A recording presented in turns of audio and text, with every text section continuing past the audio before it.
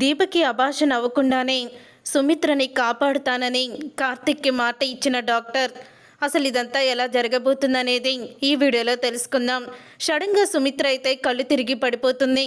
సుమిత్ర కళ్ళు తిరిగి పడిపోవడంతో ఇక డాక్టర్ హారికానైతే దశరథ పిలిపిస్తాడు.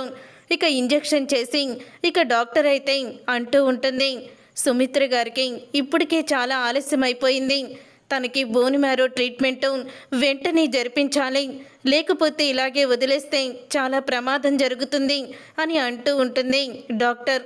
అప్పుడే ఇక కార్తీక్ దీప చాలా బాధపడుతూ ఏం చెయ్యలేని పరిస్థితిలో అలా నుంచొని చూస్తూ ఉంటారు.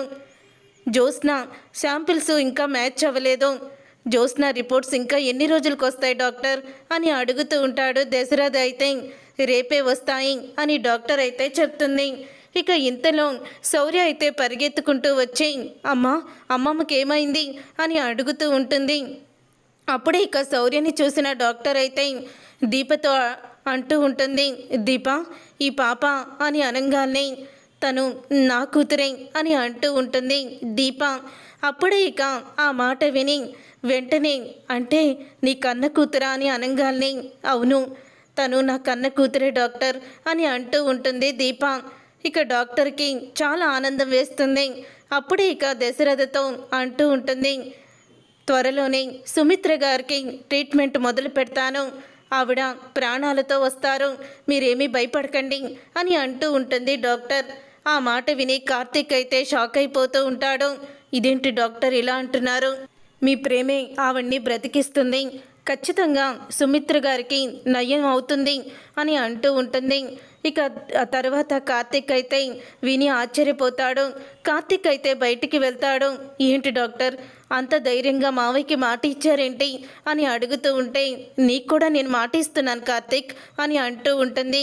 డాక్టర్ ఏమంటున్నారు డాక్టర్ మీరు అని అనగానే ఇంకా అర్థం కాలేదా, సుమిత్ర గారిని బోన్ మ్యారో ట్రీట్మెంట్తో నేను కాపాడుతాను, అలాగే దీపకి అభాషణ అవ్వకుండా తను మాతృత్వాన్ని కోల్పోకుండా నీ బిడ్డని అలాగే మీ అత్తని కూడా నీకు క్షేమంగా ఇస్తాను, నీకు నేను మాట ఇస్తున్నాను అని అంటూ ఉంటుంది డాక్టర్.